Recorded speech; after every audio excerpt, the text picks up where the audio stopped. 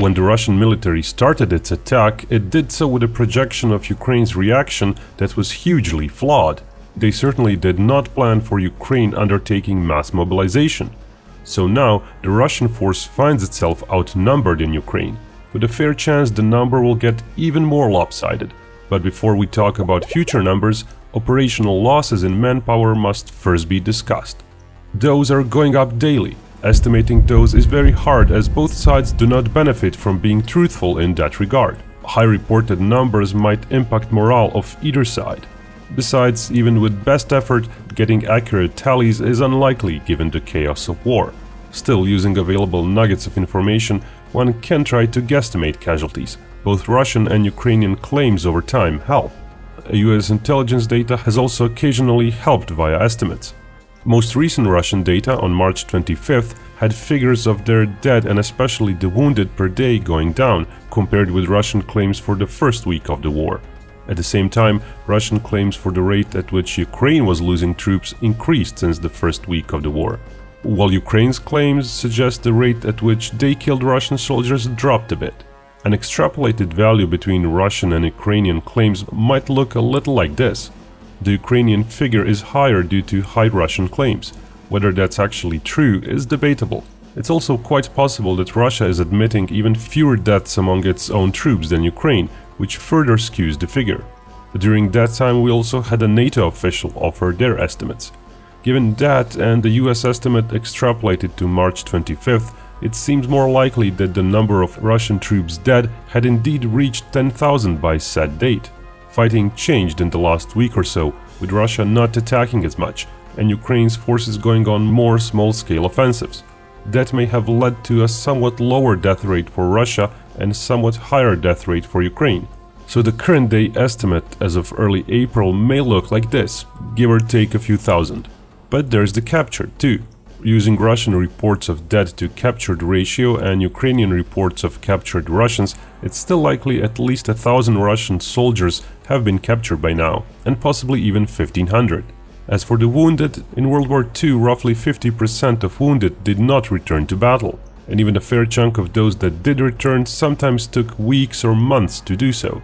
If we again use the Russian published killed to wounded ratio, the 11,000 killed Russians might mean another 33,000 were wounded, of which over 16,000 are basically out of the war. So we get a total of some 39,000 Russian troops out of the battle, which is a lot. It's 21% of the Russian starting force.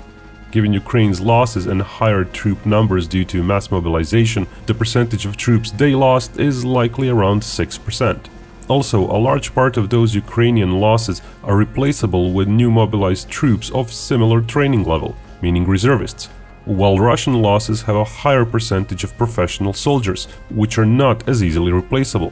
The difference in casualties between two sides is to be expected when one side is trying to take territory. A few times higher casualties is usually the case, as historical examples show. In Ukraine, the difference isn't as high, which can likely be explained by the difference in average training levels and massive difference in hardware. Let's also remember Ukraine is vast. It's bigger than France, not counting its overseas territories.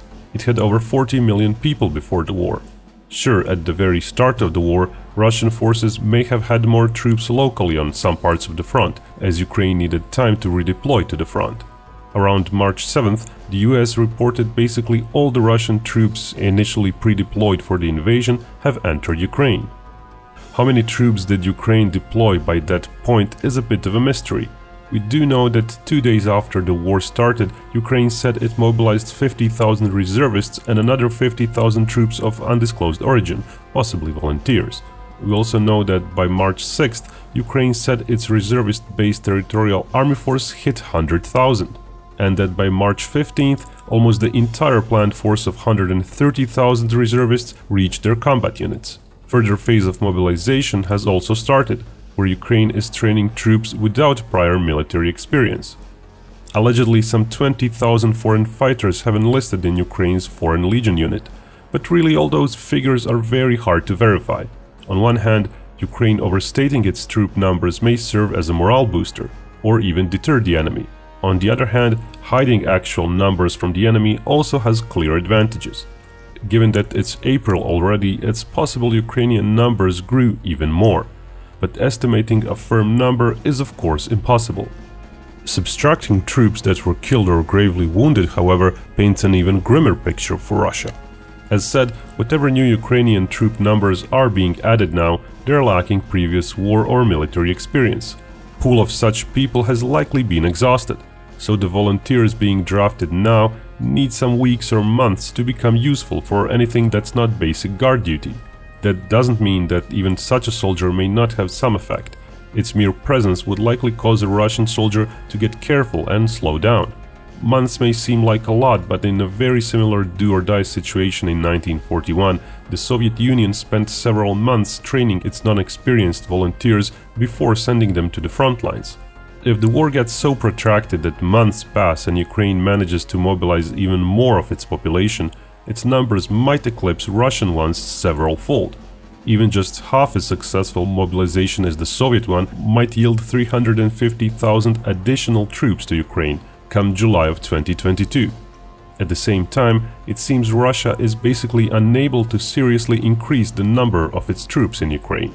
That's because Russia is evidently fearful of sending its conscripts into battle. While a small number of conscripts did find themselves in Ukraine, they were an exception. After those revelations, Putin himself publicly proclaimed conscripts would not be sent into Ukraine. While at times it can be read that Russia has almost a million-man army, that's really misleading. Russia has an army, but also a navy, an air force, rocket forces, and so on. When it comes to actual ground troops, it has something like 360,000 troops, not the 900,000 troops, a number which includes the entire military. Furthermore, some 260,000 of those are conscripts. So if those indeed remain mostly off limits, then some 30% of those ground troops might actually be unavailable. Suddenly those 360,000 potential troops shrink to 250,000. But that's not all. Russia can't afford to pull every single professional ground troop from every single corner of its country and send it to Ukraine. There's the Kaliningrad region, surrounded by NATO countries, which has always had several brigades worth of elite troops. There are ports and bases around St. Petersburg, the Russian North Fleet, Vladivostok in the east, disputed Kuril Islands near Japan, strategic Kamchatka bases, the permanent Russian detachment in Armenia, and so on. Those can't be all manned by conscripts, as Putin can't be completely sure the conflict won't grow bigger and perhaps involve NATO countries as well. It was reported that Russia is indeed pulling some troops from those areas, like the Far East and Armenia, but those aren't likely to be tens of thousands of troops. Some conscripts may replace them, but even so, 10 or even 20,000 additional professional troops would basically only be compensating for the losses in Ukraine so far. Foreign fighter numbers are unlikely to approach those fighting on the Ukrainian side, so they aren't a big factor. Russia does count on some 35,000 local fighters from the Donbas region, but those aren't equipped nor trained to go on big offensives. Their contribution to front movements so far has been minimal. Sometimes the option of Belarusian army joining in is mentioned, but that may be more dangerous than it's worth. Just like Russia, Belarus is unlikely to send in conscripts. Without those, Belarusian assistance would be fairly minimal, as its armed forces are heavily based on conscripts. Only a minor part of their army and likely most of their special operation forces could really be used in Ukraine, likely fewer than 10,000 troops. In the grand scheme of things, it would be a short shot in the arm for Russia, but nothing to change the course of the war. At the same time, Russia coercing Belarus into joining the war would be a serious escalation. It would be a third-party country joining in. Political repercussions of such a move might be far costlier than the military significance inside Ukraine. Political instability inside Belarus might be at stake as well, which is something Putin most definitely would not want to see. But for Russia to have some chance of continuing to push inside Ukraine under the present conditions, where arms aid is flowing into Ukraine and where morale issues are widespread within the Russian army, many more soldiers would be an absolute must. If Russia does decide to send in conscripts or even the National Guard, those would likely be kept back to keep securing the taken areas. But for that, the front line needs to fully consolidate without so many Ukrainian pockets of resistance. And still, the domestic political fallout of such a move might be deeply destabilizing. So far, Russia has not decided to go into that direction. It may thus be said that Russia seems unwilling to increase their numbers in Ukraine beyond the current 200 and something thousand. And even that number may not be sustainable if the war lasts for months and if conscripts and reservists remain off limits. Putin may be quite worried about sending in conscripts or proclaiming mobilization of reservists due to a possible public outcry within Russia, if people that did not volunteer to fight start dying in numbers. If this whole war in Ukraine was a war where Russia itself was under attack, where the whole nation rose up like it did in 1941, then even millions might join the army to fight as fiercely as the Ukrainians are fighting now. But that's simply not the case. And for Ukraine, this war is what the Great Patriotic War was for the Soviet Union in 1941. It has to be said that numbers aren't everything. Even if Ukraine does have over 400,000 troops right now, roughly half of those are still very poorly trained and basically equipped with just rifles. They are light infantry with little means of motorization. While they can cause a significant headache due to their numbers in scenarios like urban fights, they're not as big of a factor in other scenarios, like stopping armored brigades rolling over the fields around cities to cut them off. But even that requires a consolidated and battle-ready Russian force. As we've already seen, Russia chose to retreat from the north of Ukraine, so the war seems to be going towards a more localized affair in the east and the south of the country, but it may also last longer.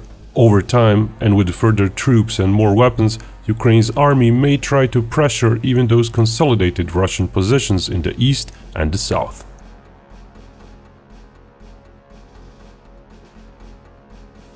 And remember, Binkov may talk about hypothetical wars, but only real peace can bring us all together.